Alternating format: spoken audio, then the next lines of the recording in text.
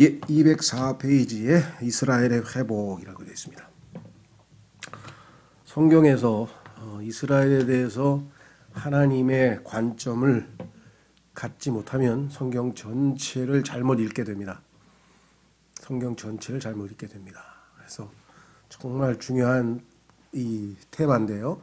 안타깝게도 지금 현재 소위 말하면 우리가 우리나라도 예를 들지만 특히 이제 미국이 우리 기독교의 뿌리가 주로 미국에서 많이 왔다고 치면 미국에서 기독교계의 현황 중에 우리가 일반적으로 로마 가톨릭이나 자유주의 진영, 소위 말하면 예수 그리스도가 참 하나님이시라고 하는 그 예수 그리스도의 신성에 대해서 받아들이지 않는 그런 사람들하고는 이제 우리가 별 할 얘기가 없고요.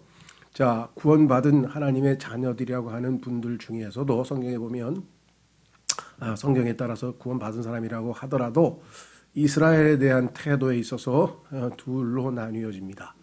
소위 말하는 미국의 보수주의 신학, 다시 말하면 나름대로 성경적 원칙을 지키는 신앙 노선을 가진 분들을 보통 둘로 우리가 구분하는데, 하나는 언약 신약이라고 하고 또 하나는 세대주의라고 합니다.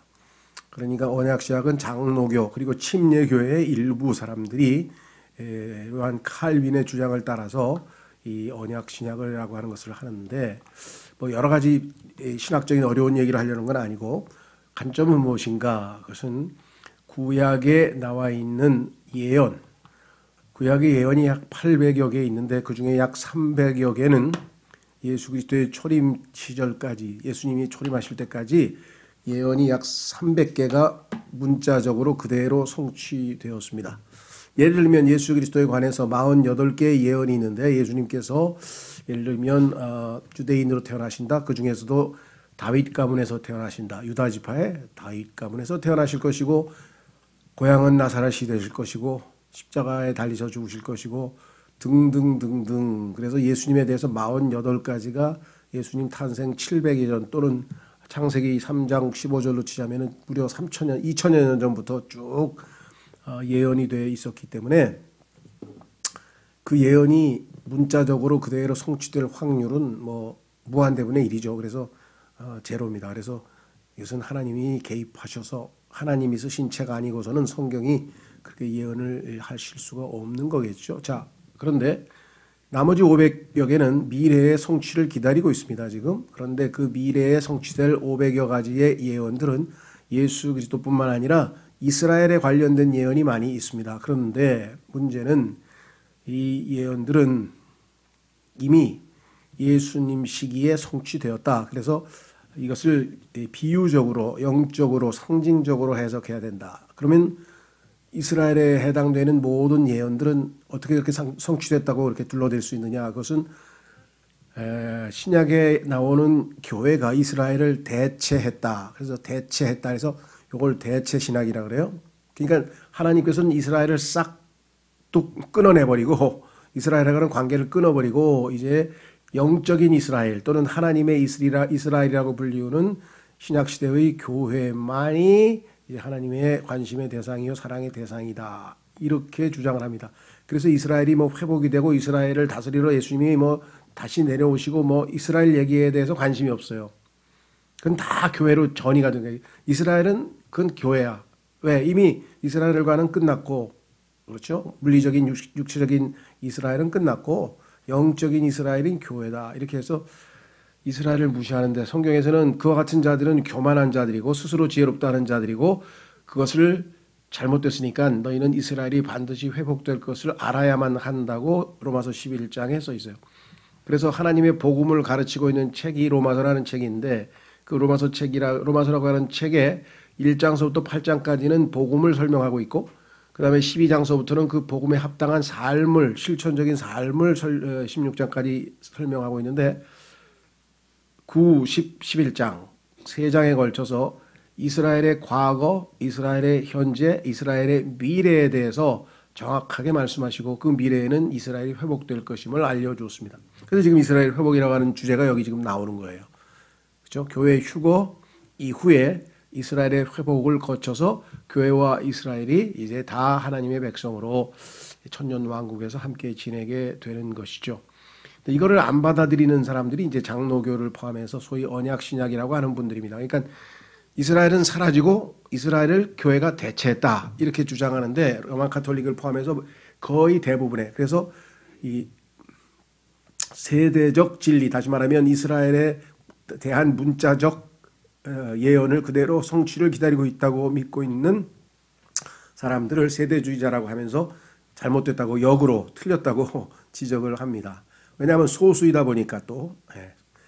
그럼에도 불구하고 성경에서는 분명히 하나님께서 이스라엘을 부르시면은 후회함이 없으시다라고 얘기를 했고, 성경 몇 구절만 뒤져봐도 이거는 잘못됐다 이렇게 알 수가 있죠. 그래서 오늘 이스라엘의 회복은 장로교를 포함해서 대다수의 하나님의 거듭난 자녀들 중에서도 뭐 하여간 10% 내외의 소수 무리만이 믿고 있는 진리다 이렇게 얘기할 수 있습니다. 자, 그래서 두 구절 찾아보겠습니다. 그러나 하나님은 뭐라고 말씀하시는가? 이스라엘에 관한 말씀 중에서 로마서로 가시면 얼마나 이스라엘에 대한 내용이 중요한 건지 하나님의 복음이라고 하는 내용을 주제로 다루고 있는 책이 로마서라고 하는 책인데, 그 하나님의 복음에서 복음을 설명하고 있는 1장서부터 8장까지의 내용, 그 다음에 그 복음을 실질적으로 어떻게 살아내야 하느냐를 12장서부터 설명하는데, 그 사이에 중요한 문제가 있어요. 그러면 이스라엘은 어떻게 되는 거야? 이스라엘에 대해서 하나님이 창세기부터 약속해놓은 수없이 많은 예언들은 다 어디로 가는 거야?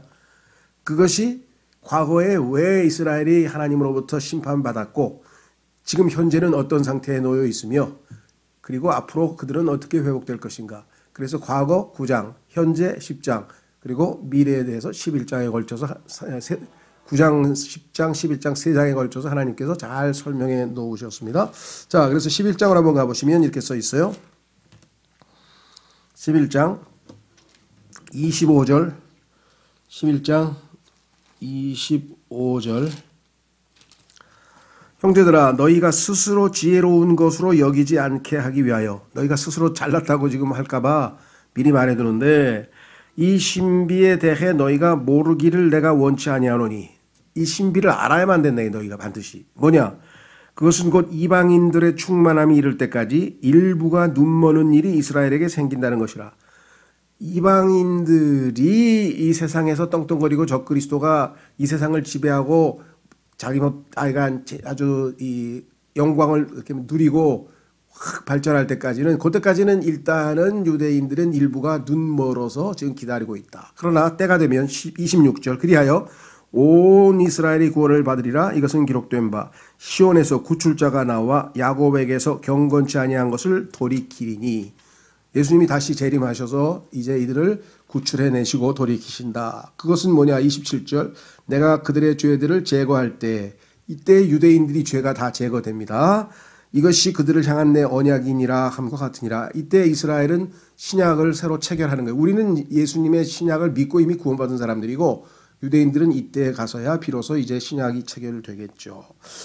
28절, 복음에 관하여는 그들이 너희로 인해 원수된 자들이지만, 복음을 거부하고 교회를 핍박한 사람들이 이스라엘이니까 원수된 자들이지만, 선택에 대하여는 그들이 조상들로부터 인해 사랑받는 자들이니라. 아브라함의 후손이기 때문에 아브라함을 택하는 하나님이 그들의 후손도 그대로 복 주실 것이다. 29절, 하나님의 선물들과 부르심에는 뜻을 돌이키는 일이 없느니라. 그렇잖아요.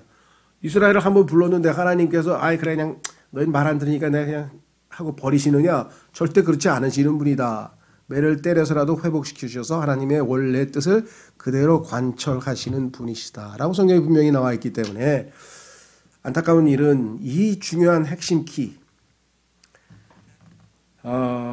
그 1800년대 후반기에 가면요, 프로이센이라고 하는 그 나라, 즉 독일이 통일되게 되는 프로이센 공국이라는 나라가 제일 컸는데, 그 나라에 빌헬름이라고 하는 왕 황제가 등장해가지고 독일을 통일을 이루었어요. 1870년대. 그리고 유명한 비스마르크라고 하는 재상을, 총리를 써서 아주 독일이 오늘날 아주 강국이 되게 하는 터를 만들었는데, 그때 그 왕실에, 궁궐 안에 채플, 다시 말해서 예배 초소가 있었어요. 왜냐하면 왕이 바깥에 예배당에 예배 드리러 갈 수가 없으니까 안에다가 예배를 드리죠. 그죠? 학교도 그렇죠. 학생들도 학교에서 예배드리라고 해서 채플이라는 게 있어요. 그러니까 정식적인 지역교회, 로컬 처치, 지역교회 말고 병원이라든가 학교라든가 배라든가 배에서도 어디 배 타고 가도 아니면 거기서 예배드려야 되니까 이런 장소에다가 임시로 소위 말하면 예배당을 있는데 그것을 우리가 채플. 그래서 그 채플에서 궁정 예배실이죠. 궁정 예배실에 있던 목사에게 물어봅니다. 성경이 이거 하나님 말씀 맞다는 걸 뭘로 증명하냐? 그때 유명한 말을 했죠. 폐하 유대인입니다. 유대인의 역사를 한번 읽어보십시오. 성경은 그대로 하나님 말씀 맞습니다. 얼마나 성경의 키가 핵심이 유대인이라는 사실. 그런데 교회 다니면서 우리는 유대인에 대해서 하나님이 중요시 여기는 만큼 중요시 여기는데 일반 교회 다니는 사람은 전부 성경에서 성도만 나오면 성경에 나오는 세인트, 성도의 90%는 다 유대인 얘기예요. 그런데 전부 다 장로교에서 성도하면 자기인 줄 알아. 해당도 안 내. 자기다 갖다 붙여. 성도의 무리가 있으니 그럼 이건 유대인 얘기야. 성경에서 앞뒤 물면 읽어보고 자기에다 갖다. 왜? 우리가 대체했거든. 유대인들 자식들이 말 안 들어서 딱 하나님이 버리고 우리가 뽑혔어. 우리가. 이거 엄청 교만한 거예요. 이건 몰라서 그렇지. 나중에 하나님 앞에 가면 너는 유대인도 아닌데 왜 자꾸 유대인이라고 그랬어? 계시록에 보면요. 유대인이 아닌 자들이 유대인이라고 하는 자들 곧 잘못했으니까 야단 좀 쳐라 하고 성경에 써 있어요. 하나님. 성경을 정말 쉬운 것 같으면서도 성경은 초점을 잘못 맞추면 완전히 빗나가는 겁니다. 그래서 오늘날 이 이스라엘의 회복이라고 하는 것은 하나님의 약속에서 하나님은 정말 신실하신 분이구나. 약속을 그대로 이행하시는 분이시구나 라고 하는 것을 입증할 수 있는 위대한 키. 그게 바로 이 이스라엘이라는 거예요. 하나님의 왕자. 그렇죠? 원래는 이스라엘이라는 것은 야곱이라고 하는 한 개인의 이름이었잖아요. 그죠? 야곱이라고 하는 찬탈자. 야곱이라고 하는 사람은 빼앗는 자라는 뜻이에요. 이게 아담의 성품을 상징적으로 나타내는 거야. 아담의 후손들은 다 남의 거 빼앗아 가지고 내가 최고야, 내가 제일이야, 자기 중심적으로 살죠. 그렇죠. 그런데 그래서 여기 그 고관절 하나 얻어맞고 그냥 쩔뚝쩔뚝 그러면서 이제 아담의 본성을 버리고 예수 그리스도의 성품, 하나님의 성품을 받아서 하나님의 왕자가 된 거예요. 예수님처럼 남에게 주는 것을 희생하고 다른 사람을 돕는 그러한 남을 위해 사는 인생으로 바뀌는 거예요. 그 야곱의 이름이 바뀐 것이 바로 우리 신앙생활에 있어서의 터닝 포인트를 상징적으로 보여주는 것이기도 하죠. 당연히. 그렇죠? 자, 그래서 이스라엘에 대해서는 뭐 우리가 또 기회 있으면 한번 뭐랄까 강조를 하겠습니다만은 조금 더 궁금하신 분들은 저희 교회에서 나온 책 중에 하나님의 계획이라고, 하나님의 모든 계획이라고 하는 책이 있어요. 거기에 보면은 그 유대인에 대한 얘기가 상당히 길게 좀 많이 다루어 놨어요. 테마에. 한번 찾아보시면 좀 더 도움이 되시겠다. 여기도 지금 몇 개 나와 있네요. 자, 여기만 나와 있는 것만 해도 뭐 상당히 많습니다. 자, 그래서 창세기 이제 이스라엘에 대한 얘기를 좀 더 해보겠습니다. 자, 보세요. 하나님께서는요, 창세기 1장서부터 11장까지는 인류 전체를 다루었어요. 그렇죠? 아담서부터 이제 인류 전체를 쭉 다루었는데 창세기 11장에 가서 그냥 이 땅에 있는 모든 민족들이 힘을 합쳐가지고 그냥 한꺼번에 하나님에게 반역을 저질렀어요. 그게 바벨탑 사건이라고 그러죠.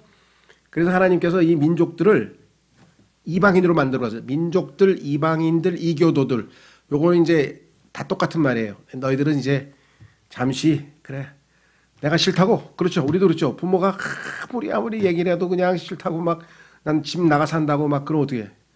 그래 네 마음대로 나가 살아봐.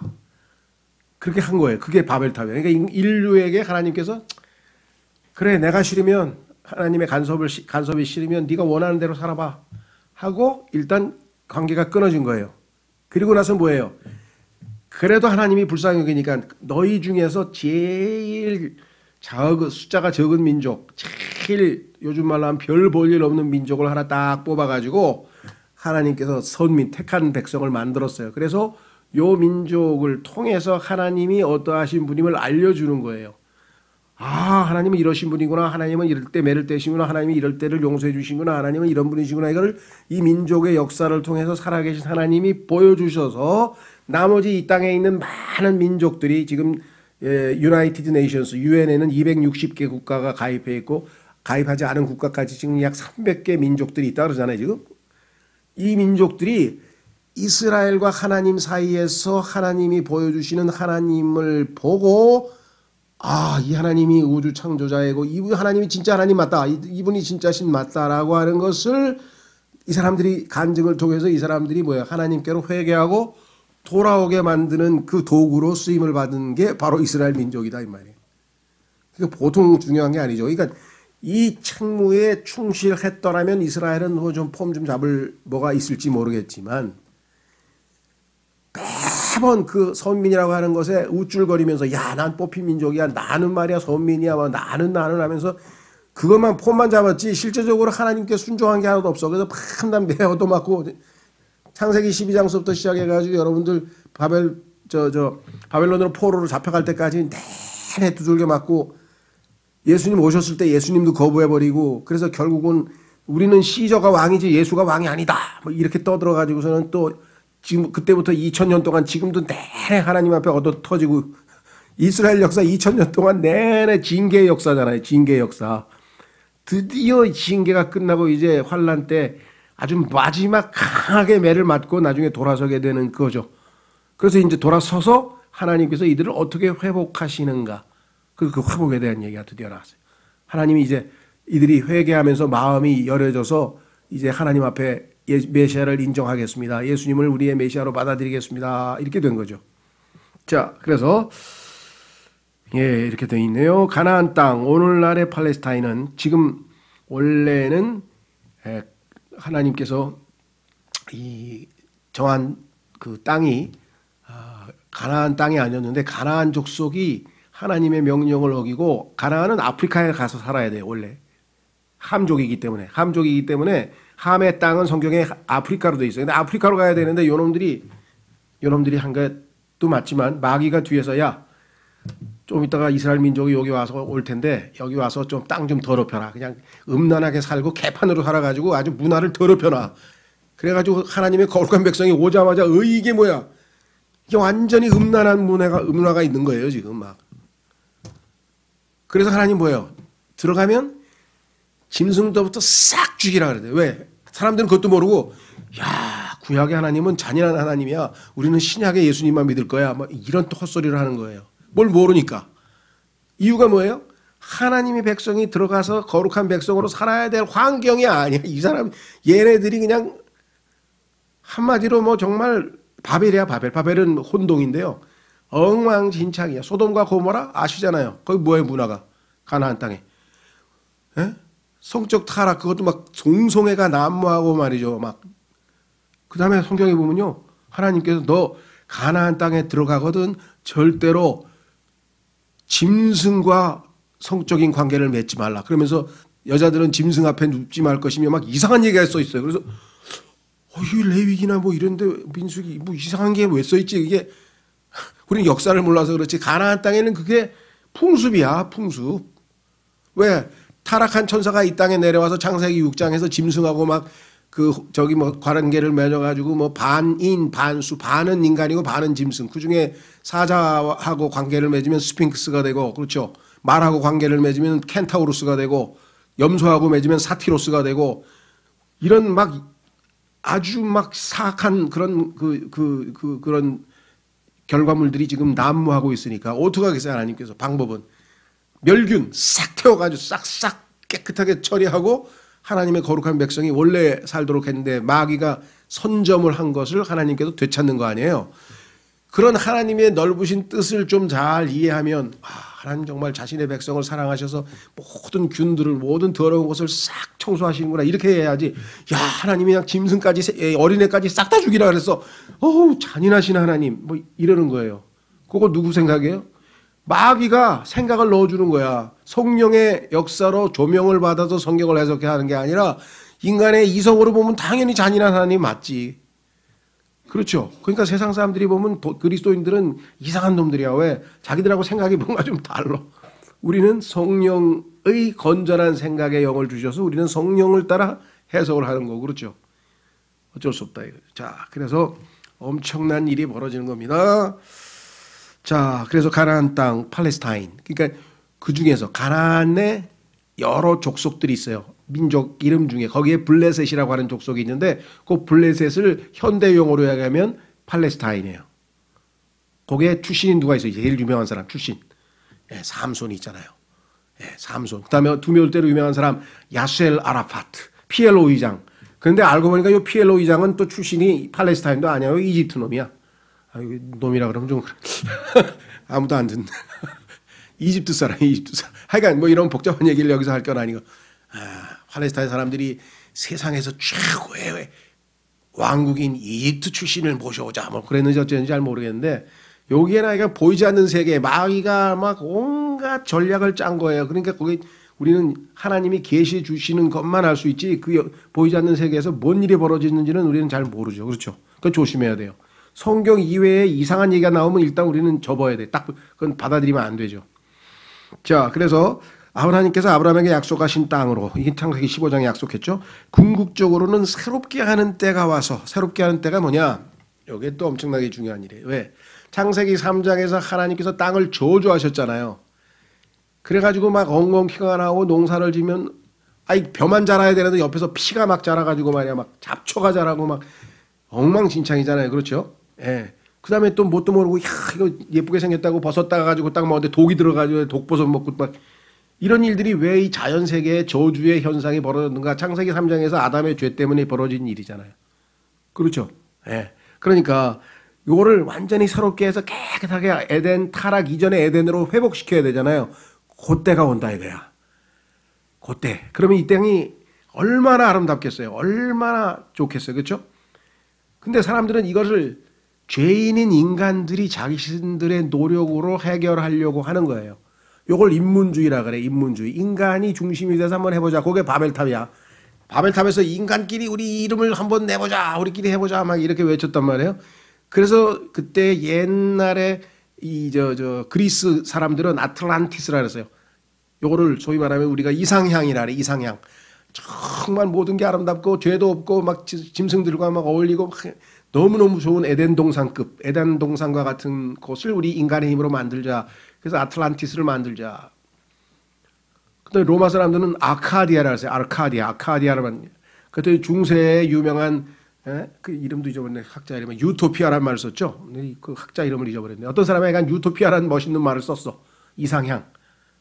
그러니까 동양에서는 무릉도원이라 그래. 야, 양 무릉도원이야. 이게 다 뭐예요? 인간이 창세기에서 타락하고 그다음에 하나님이 심판을 했는데 그것은 예수 그리스도께서 돌아오셔서 인간들에게 다시 새롭게 하는 때를 모든 걸 다 회복시켜셔서 선물로 주실 텐데 하나님의 자녀들에게 인간의 힘으로 뭐 기술의 능력으로 뭐 네옴시티를 만든다 그러니까 네옴시티 그거 흉내낸 거예요. 성경 계시록 딱 보세요. 요한계시록에 보면요. 새 예루살렘하고 비슷해. 거기에 나와 있는 네온 도시, 네옴시티 그거. 그러니까 마귀는 하여간 막 이 흉내내는데 기가 막힌 놈이에요. 그래서 쫙 보다 보면 이거 성경 어디서 나와 있는 거 아니야? 가만있어 봐. 이거 성경에 어디서 나와 있는 거 아니야? 전부 다 갖다 베끼는 거예요. 자, 그래서 새롭게 하는 때 여긴 사도행전 3장 19절에 나오고요. 마태복음에는 요거를 중생이라 새롭게 하는 때. 그게 뭐냐면 하나님께서는 타락한 죄인을 중생 거듭나게 해서 새롭게 해야 돼. 그래서 우리는 새로운 피조물이 돼. 새로운 장조물이 됐죠. 그다음 타락한 이 땅도 새롭게 해야 돼. 그래서 이것이 뭐야? 새로운 지구와 새로운 하늘이 돼야 될 거 아니야. 하늘과 땅. 그래서 요거는 뭐냐? 예. 요거를 중생이라. 그러니까 성경에서 regeneration, 중생이라고 하는 단어는 죄인이 한 번 중생해야 되고 타락한 땅이 한 번 중생해야 돼. 딱 두 번밖에 안 써있어요. 단어가. 하나님의 그 베스트 플랜이 이게 쫙 보이십니까? 이야, 하나님께서는 이미 다 우리 그 무슨 오징어 게임인가 아니야 기생충인가 무슨 영화에서 너는 뭐 다 계획을 갖고 있었구나 뭐 그런 표현이 있는데 그것도 성경에서 베낀 거야. 하나님이 이미 계획을 다 갖고 계셨어. 네? 사도행전에 보면 하나님의 모든 계획이 이미 쫙 다 있었어. 계획대로 다 돼가고 있어요. 자, 그래서 가뭄과 기근을 끝내고 비가 내리고 3년 반 동안 비가 안 와봐요. 환란 때. 와. 지금 아마 이 땅에 지금 6개월만 비가 안 나와도 이 지구상에서 아마 엄청난 문제가 생길 겁니다. 그죠? 이번 여름에 한 달인가 두 달 가뭄, 했는데 라인강 물이 다 줄어들어가지고 배가 못 다니니까 배가. 라인강에서 그렇게 많은 물자를 수송했는데 수송을 못했잖아요. 금년에 독일에서. 그 다음에 그래서 예수님이 오실 때는 비가 내려서 축복하는 거예요. 축복의 비가 쫙. 그 다음에 축복의 소나기 여기 써 있잖아요. 내릴 때 이스라엘 후손에게 주어질 것이다. 이스라엘은 전 세계로부터 다시 모아질 것이며 전 세계로 흩어졌죠. 그래서 전 세계에 흩어져 사는 유대인들을 디아스포라라 그래요. 들어보셨나요? 신문이나 이런 데 자주 나와요. 디아스포라. 예수님 그 사후에 다 전 세계로 쫓겨갔어요. 왜? 로마가 그냥 하도 박해를 하고 막 그래가지고 도망을 쳤죠. AD 70년에 예루살렘이 함락됐잖아요. 그래서 AD 70년 이후에 전 세계로 흩어져 사는 유대인들의 그 이 개토, 다시 말하면 아주 뭐 사는 아주 이게 그냥 판자촌 뭐 이런 거를 합쳐서 그냥 디아스포라라 그래요. 그들이 다 돌아온단 말이죠. 크게 복을 받을 것이라. 뭐라고 써있나 보세요. 한번 쭉 읽어보겠습니다. 예레미야 32장 37절에서 41절까지 굵은 글씨로 써있는데 제가 읽어갑니다. 보라, 내가 내 분노와 경노와 큰 진노 중에 그들을 쫓아내어 머물게 한 모든 나라에서 내가 그들을 모으고 다 데리고 온다 이 말이에요. 이곳으로 다시 데려와 안전히 거하게 하리라. 그리하여 그들은 내 백성이 되고 나는 그들의 하나님이 되리라. 또 내가 그들에게 한 마음과 한 길을 주어 그들이 자기들과 자기들 뒤에 있을 자기들의 자손의 복을 위하여 영원히 나를 두려워하게 하리라. 또 내가 그들에게 복을 주기 위하여 그들에게서 떠나 돌아서지 아니하리라는 영존하는 언약을 내가 그들과 더불어 맺고, 신약이죠. 나를 두려워함을 그들의 마음속에 두어 그들이 나를 떠나지 아니하게 하리라. 하나님을 두려워했더라면 이스라엘이 이런 짓을 안 했을 텐데 하나님을 두려워하지 못했죠. 어린 자녀들도 마찬가지입니다. 부모를 두려워하는 애는 그렇게 함부로 막 죄를 짓고 막 엉망진창으로 살 수가 없죠. 참으로 내가 그들을 기뻐함으로 그들에게 복을 주고 내 마음을 다하며 혼을 다하여 그들을 이 땅에 확고히 심으리라. 마치 식물 심듯이 심어요. 심어. 성경에 보면요, 사람이 걸어가는데 예수님께서 뭐가 보이냐 했더니 사람이 나무처럼 걸어갑니다. 원래 나무가 사람과의 성경에서 매치가 되게 만들어놨어요. 나무들 성격을 잘 분석을 해보면 사람들과, 그래서 우리는 뭐라 합니까? 우리 계보를 할 때 보면은 패밀리라 그러잖아요. 패밀리. 그렇죠? 트리. 패밀리 트리라 그러면 뭐냐면 사람이 그 족보 있잖아요. 뭐 이렇게 쫙 해서 나무처럼 이렇게 삐작삐작해서 가지처럼 만들어서 올라가잖아요. 나무. 심으리라. 주가 이같이 말하노라. 내가 이 모든 큰 재앙을 이 백성에게 내린 것 같이 내가 그들에게 약속한 모든 복을 그들에게 내리라. 이제 징계는 끝났다. 이제 축복의 시간이다. 이렇게 됐습니다. 이스라엘 민족은 구속을 받아 온 땅으로부터 기쁨으로 귀환할 것이다. 이스라엘이 영원히 돌아와 다시 심기게 될 때 하나님께서는 아브라함과 맺은 언약을 확실히 하실 것이며 이후로는 이스라엘은 결코 자신의 땅에서 옮겨진 일이 없을 것이다. 그 관련 구절이 쫙 나와 있죠. UN, PLO는 팔레스타인 해방기구죠. WCC, 세계교회협의회, 요거 이제 소위 에큐메니칼 운동하는 사람들 및 기타 그 어떤 강력한 영향력을 행사하는 정치단체가 어떻게 이에 대해 생각하는지는 중요치 않다. 오늘날은 이런 단체들이 앞장서서 반이스라엘주의, 반이스라엘 운동을 펼치고 있는 사람들이에요. 우리 주 예수 그리스도를 죽인 나쁜 민족이다. 뭐 이래가지고 이스라엘을 막 정죄하는 사람들이죠. 앞서 인용한 예레미야서를 다시 읽어보면 하나님께서는 내가 하리라, I will, 이란 몇 번이나 강조하고 있기 때문에 하나님의 뜻을 막을 수는 없죠. 하늘이나 땅 위 그 어느 곳에도 하나님께서 이스라엘과 약속하신 약속들은 무효할 세력은 없다. 하나님이 하시겠다는데 막을 자가 누가 있겠느냐. 계시록 해석 중 미래적 해석을 제외하고는 모두가 한결같이 이스라엘을 향한 하나님의 약속을 무시한다. 그랬잖아요. 전천년주의를 뺀 나머지 후천년, 무천년, 아까 얘기했던 언약 신약을 믿는 사람들은 전부 다 이스라엘에 대해서 관심이 없다 그랬죠. 이스라엘 민족을 단지 모형이라고만 할 수는 없다. 모형이라고 생각하는 사람들이 아까 그런 사람들이죠. 그래서 우리가 실체다. 그래서 대체했다. 우리가 이스라엘을 그래서 대체 신앙이라 그랬죠. 히브리 민족 중 남아있는 작은 무리들에게 그들의 조상들에게 약속된 모든 땅이 주어질 날이 곧 올 것이다. 그때 모든 살아있는 히브리인은 그 땅에 거하게 된다. 그들은 그 땅에서 터를 잡고 번성할 것이며 그 누구도 그들을 다시는 해치지 못할 것이다. 그들은 다시는 박해받거나 집에서 쫓겨나지 않을 것이다. 그들은 다시는 영토를 되찾기 위해 싸울 필요가 없다. 이것은 하나님의 약속이다. 다윗의 장막은 재건될 것이며 이스라엘 민족을 성경에서는 다윗의 장막이라고 했고 사도행전 15장에서 야고보도 설교할 때 말했죠. 그들은 이스라엘 행정구역으로 구분된 땅에서 한 민족으로 연합해 거주할 것이다. 각 지파는 각각의 지경에서 자신의 혈통에 따라 거주하게 될 것이다. 이 거주지의 구분은 에스겔서 40장에서 48장에 자세히 나와 있다. 하나님께서요, 미래 이스라엘 백성들의 12지파가 차지할 그 땅을 다 지도를 그려놨어요. 얼마나 정확하신 분인가. 자, 이제 성경에서 가장 두드러지게 독특한 특성들 중에 하나를 살펴보도록 하겠다. 이거 아주 좀 통찰력이 있는 건데요. 이거는 다른 어디서는 들을 수 없는 내용인 것 같아요. 상당히 깊이 있게 들어갔는데 뭐냐.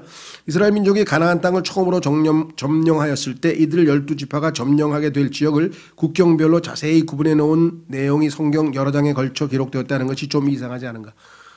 여호수아에게 너희 들어가면 땅 가지고 뭐 다 이렇게 나눠서 그 유업을 배분할 때 땅을 나누어 줄 때 도시와 도시를 다 이름을 연결해 가지고 아주 자세하게 아주 그 우리나라로 치면 경상도 전라남도 막 이거 구분하듯이 다 자세하게 해놨는데 성경에다가 왜 이스라엘 민족이 살 땅을 그렇게 자세하게 했을까 좀 이상하지 않냐 이거죠. 여호수아서 같은 다른 어떤 거룩한 책이 이 세상에 있을까? 종교서적 중에 이런 내용이 지리적인 내용이 들어가 있는 내용 거의 없어요. 이상하지 않냐 이거. 그런데 동일한 주제에 대해 에스겔서가 9장이나 할애하고 있는 것도 이상하다고 생각되지 않은가? 천년 왕국의 이야기가 나오는데 갑자기 이스라엘에서 모이면 이 사람들이 어디서 살 것인지 지파별로 다 또 지도를 그려놓고 그다음에 예루살렘에서 어떻게 제사 지낼 것인지 제사장에 대한 얘기 또 나와요. 이런 거야. 9장이나 무려. 자, 왜 그러냐 보세요. 이번에는 그 땅의 점령이 미래에 있을 것이라는 사실이 전과 다르다고 하겠다. 나는 코란 뭐 이슬람교고요. 베다 이거는 힌두교고요. 공자, 유교, 경전들, 프리메이슨의 교리들과 같은 여러 종교 경전들을 갖고 있지만 이런 종류의 책은 전혀 없다. 몰몬경에는 조셉 스미스의 정신착란이 들어있다. 그는 그 속에 성경처럼 땅과 국경과 도시들에 대해 자세히 써놓았다. 그러나 그 어떤 지명도 실존하는 것은 하나도 없다. 그저 픽션에 불과하다. 뭐 하늘에 있는 별들의 이름을 다 붙여놓고 그거 하나님 믿으면 하나씩 다 준다고 또 막 헛방 완전히 그냥 허풍 쳐놨어요. 이게 몰몬교. 그러니까 그 사람들 그냥 전부 다 한국에 와가지고 그냥 여기서 막 겨우 막 구석진방에서 저기 뭐라나 기숙사에서 먹고 살면서 막 뭐라 그래 무슨 교야 그 몰몬교 전도하고 다니는 젊은 청년들 엄청 많았잖아요, 그죠? 그 다 저 하늘에 별 하나 준다는 그 붙들고 지금 헛소망을 가지고 잘못된 소망이죠. 정말 속인 거죠, 젊은 사람들을. 그다음에 나는 하나님께서 그 땅에 대해 그토록 자세하게 기록하신 것은 사람들이 성경을 문자적인 영역에서 신비의 영역으로 옮겨가지 못하도록 하시고자 하는 의도라고 진심으로 생각하고 있다. 그게 무슨냐면요, 성경에 나와 있는 지명은 예수님 오실 때도 그대로 똑같이 역사적 지명으로 그대로 불릴 거라는 거예요. 그러니까 성경은 역사책이야. 있는 그대로 이루어지는 거야. 얼마나 하나님께서는 의도적으로 이걸 했겠는가. 하나님께서 예루살렘이라고 하시면 우리는 지도에서 그것을 찾을 수 있다. 그분께서 유프라테스라고 하시면 우리는 그 강에서 배를 탈 수 있다. 주께서 이집트라고 하실 때에는 우리는 그것이 무엇을 의미하는지 걱정할 필요가 없다. 하나님께서는 자신이 말씀하신 바 그대로 의미하신 바를 그대로 말씀하신다. 성경에 써있는 그대로 지명까지 다 똑같이 이루어진다. 만일 누구라도 종교에 대해 편견이 있다면 지리를 공부해보기 바란다. 하나님의 말씀이 거기에 있다. 누구라도 역사나 인류학을 공부해 본다면 그는 이 두 분야에서 어떤 내용도 성경과 충돌이 없다는 사실을 발견하게 될 것이다. 뭐 여리고 성이 여리고에서 뭐 교통사고가 났다 그럼 성경에 있잖아요. 여리고 뭐 발음만 예리코라고 하지 영어식으로 뭐 제리코라고 불러 발음만 그렇게 붙였지 똑같은 장소잖아요. 이집트지 뭐. 리비아지 뭐. 자, 그래서 어딘가요? 회의주의자라면 성경 속으로부터 지도를 하나 그려 팔레스타인 광야로 여행을 하면서 모래를 밟아보라. 이스라엘 여행 한번 가보라 그래요. 돈 한 500만 원 있으면요, 한 달 동안 이스라엘에서 먹고 자고 하면서 비행기값 다 되고 얼마든지 성경에 나와 있는 지명 하나 찾아가면서 다 다닐 수 있다 이 말이에요. 하나님의 성경이 파괴되었다고 말하는 도시가 진짜로 폐허된 것을 보게 될 것이다. 성경에 나와 있는 예언이 문자적으로 다 보여. 거기 써 있어 그냥. 주의 증언은 확실하여 예수 그리스도께서는 이 땅 위에서 1000년 동안 예루살렘에서 통치하실 것이다. 히브리 민족은 하나님께서 그들에게 약속하신 그 땅에 거하게 될 것이다. 그 누구라도 지금 당장 중동 지역을 여행하면서 이들 12지파가 거주하게 될 그 영토들을 12지역을 직접 구분해 볼 수 있다. 직접 다녀보면서 다 도시 이름 확인할 수 있어요. 우리의 성경은 수수께끼가 아니다. 성경은 계시이며 그것도 바로 하나님 자신의 계시다. 예루살렘은 빛이 될 것이며 생명수의 원천이 될 것이다. 여기서 생명수가 흘러나가죠. 그래서 죽은 사회가 다 살아나고 이 세상의 모든 조약, 전쟁 그리고 국제회의도 이루지 못한 바로 그것을 예수 그리스도께서 이루실 것이다. 예루살렘은 평화의 도시가 된다는 말이다. 이름은 평화의 도시로 붙여놨는데 전쟁은 막 100번이나 터지고 말이죠. 전쟁의 도시가 돼버린 예루살렘을 예수님, 평화의 왕이신 예수님이 오시면 진짜 평화의 도시가 된다 이 말이에요. 이때의 생활 여건은 이사야서 4장 2, 6절에 묘사되어 있다.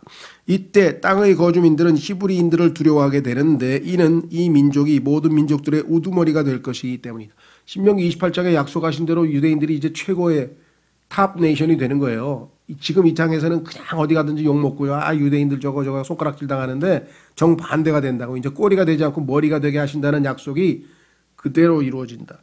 민족들 중에는 가난하고 고통받는 민족도 있게 된다.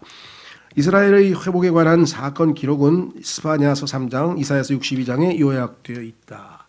그래서 이스라엘의 회복은 성경의 예언에 있어서 아주 핵심적이고 중요한 내용이다라는 걸 아셔야 되겠고요. 자, 그 다음에 두 번째 주제는 드디어 이제 천년왕국이 시작이 되네요. 천년왕국의 체제, 시스템, 천년왕국의 정부 체제, 통치 체계는 어떻게 되나? 그렇죠?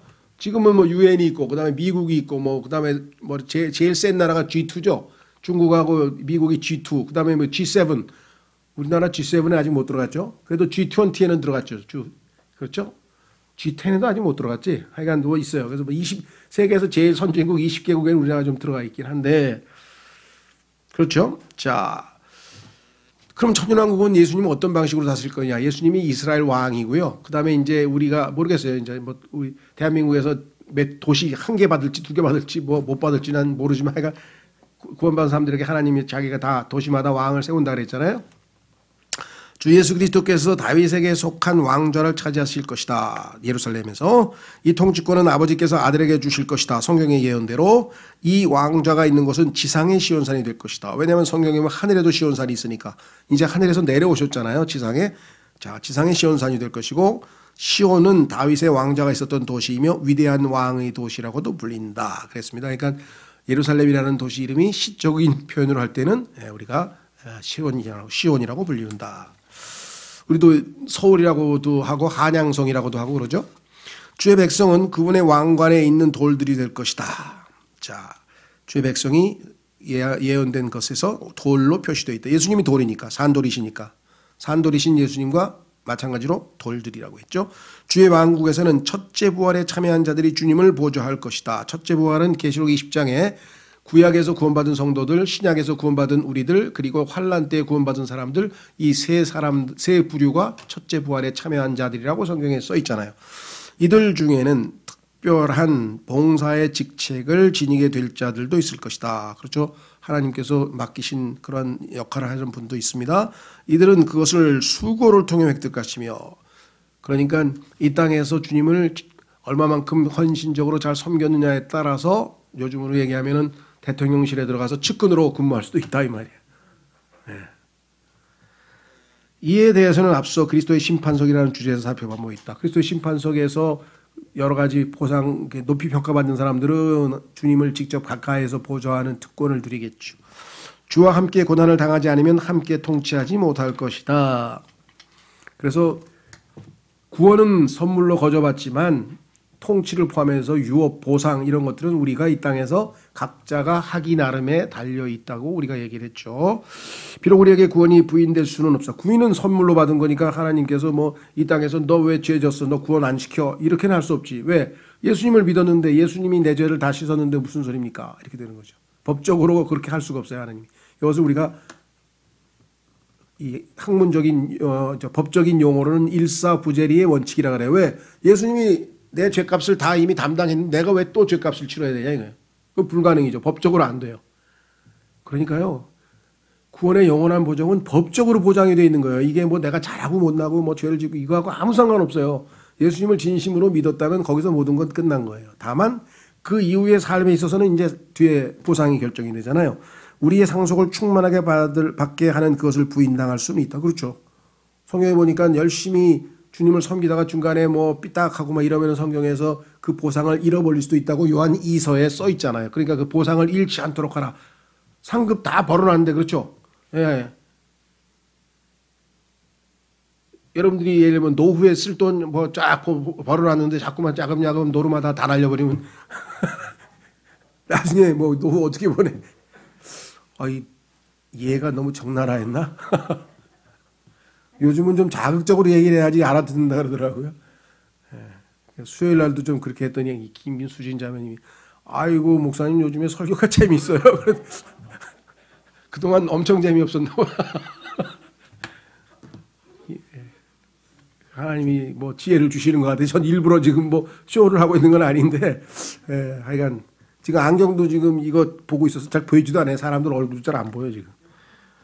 자, 그래서 이 천년 왕국에는 다윗 왕도 뛰어난 지위를 얻어 함께하게 될 것이다. 다윗이 프린스란 말은 통치자라고도 번역하지만 왕자잖아요. 왕자. 킹이 왕이고 예수님이 킹이고 다윗이 프린스야. 그러니까 뭐 유대 왕국에서는 2인자야. 예수님이 다스리는 천년왕국에서 다윗이 이스라엘 민족을 다스리는 2인자로 뽑히는 거예요. 얼마나 기쁘겠어요. 다윗은 하나님의 마음에 합한 자였잖아요. 그렇죠? 예, 물론 다윗 엄청 죄를 지었는데 물론 큰 죄 지었지. 그럼 뭐 우리는 그보다 더 훨씬 더 죄를 짓지 않나요? 자, 그것은 왕이신 킹 밑에서 예수님 밑에서 이스라엘 다스리게 될 통치자 프린스가 될 것이다 라고 했습니다. 이 프린스라고 하는 단어는요, 일반적으로 세상에서는 이 왕자라고 하는 단어죠. 그렇죠? 프린세스 하면 왕자 공주인데 성경에서는 통치자로 번역을 좀 하고요. 특히 그 유명한 마키아벨리라고 하는 중세 학자가 군주론이라고 하는 책을 썼는데 그게 영어로는 프린스예요. 그러니까 하여간 이 엄밀한 의미에서는 왕이 있으면은 왕과 대조해서는 왕자라는 의미로 쓰이고, 그렇지 않으면 지금 뭐예요? 빈살만이 얘래. 빈살만 이 친구 왔는데 이 친구가 프린스야. 그런데 뭐 왕 노릇했잖아 지금 다. 예, 그래가지고 그냥 삼성 뭐 이재용 그냥 전부 다 전화 말씀하세요 하면서 뭐 어떤 사업을 하고 싶으십니까 그랬더니 뭐 전화하면서 Your Royal Highness 하면서 막 영어로 들이대면서 막 전하라고 불렀다고. 근데 그거는 왕국이니까 그렇게 부를 수밖에 없죠. 그게 무슨 우리가 뭐 이렇게 사바사바 하는 게 아니잖아요. 근데 그걸 또 막 언론에서는 막 전하라고 불렀다. 아니, 전하라고 불러야지 뭐라고 불러. 대통령도 아니고 대통령이라고 부를 거예요, 그럼? 대통령님 그럴 수는 없잖아요. 그죠? 예. 하여간 이제 기자들이, 나도 기자 친구도 많지만 좀 건전한 쪽으로 기여를 하면 좋은데 맨날 뭘 뜯어먹고 살라 그러는 거예요. 그래서 내가 기자한 별로 사람들에게 저 사람 저거. 자, 그래서 우리는 이때 이스라엘의 제사장과 사역자들이 민족이 될 것이다. 이스라엘의 제사장과 사역자들의 민족이 대단하죠. 솔로몬이 예표했던 것이 이때는 영원하게 될 것이다. 요약하자면 솔로몬은 첫째, 아버지께서 아들께 영원한 통치권을 주실 것이다. 다윗이 솔로몬에게 주었듯이. 두 번째, 성도들이 왕국을 소유될 것이다. 예, 성도들이 이때 이스라엘에 이게 전부 교회 성도가 아닙니다. 세 번째, 성도들에게 심판의 권리가 주어지며 이스라엘 모두가 이들의 통치하에 들게 될 것이다. 그래서 이스라엘이 탑 네이션이고요. 전부 다 이스라엘이 이방인족들에게 군림하게 될 것이에요. 그렇죠? 그래서 내 발 위에 다 엎드린다 그랬잖아요. 예수님께서. 예수님이 왕이니까. 예수님이 왕인 민족 앞에 가서 다 어떻게 가서 엎드려야지 어떡하겠어요. 그러니까 하나님께서 지혜로운 자는 지금 이스라엘에게 잘해두라. 성경에 써놨잖아. 하나님이 이스라엘을 복주는 자 내가 복주겠다고 그 약속을 믿으면 어떡하겠어요. 예, 뭐 윤석열이 됐든 다음번에 대통령이 누가 됐든 간에 이스라엘 잘해줘야 돼. 나 대통령이면 이스라엘에게 아주 잘해줄 것 같아. 야, 성경에 보니까요. 로널드 레이건도 그렇지만 이 트럼프도 그렇고요. 트럼프가 왜 그렇게 이스라엘에게 저기를 했느냐? 내가 얘기했죠. 수요일 날 펜스라고 하는 사람, 부통령. 그 사람이 우리처럼 아주 헌신된 그리스도인이에요. 이 사람이 성경적으로 모든 걸 처리해. 그래가지고 이스라엘을 돕는 그런 조직을 만들어가지고 계속 지원하는 거야. 그게 지금 미국이 이만큼 미국을 이라는 나라를 하나님께서 왜 이 땅에 존재케 했는가? 1200페이지짜리 보고서가 나와 있어요.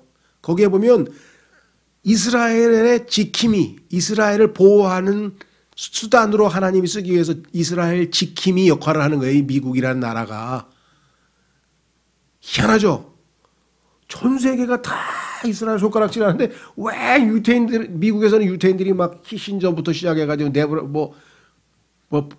음악에서도 그 브레진스키, 무슨 스키야 이거죠. 아주 막 지휘하는 레오나르도 버른슈타인서부터 시작해가지고 하여간 미국 사회에서 아주 미국을 빛낸 사람들은 다 유대인들이야. 왜?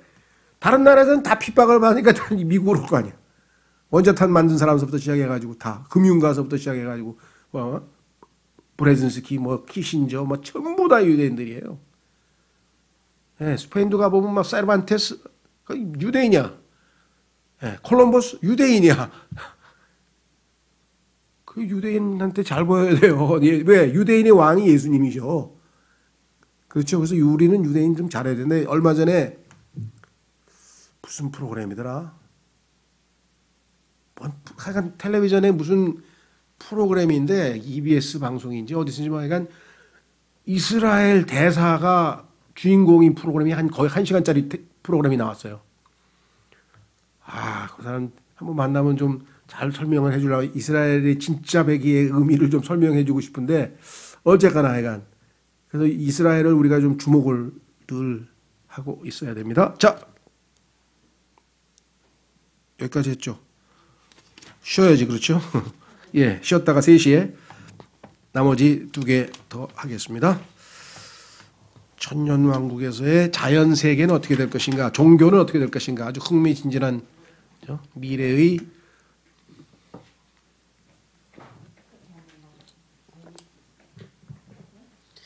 사실은 지금 얘기한 정보는 이건 엄청 고급 정보인데 안 믿어서 그렇지 이거 믿으면 진짜 이제 우리나라 중앙정보부장이 똑똑하면요 딱 한 가지 정책만 하는 외교 정책이 있어서 제1순위를 이스라엘에 두십시오.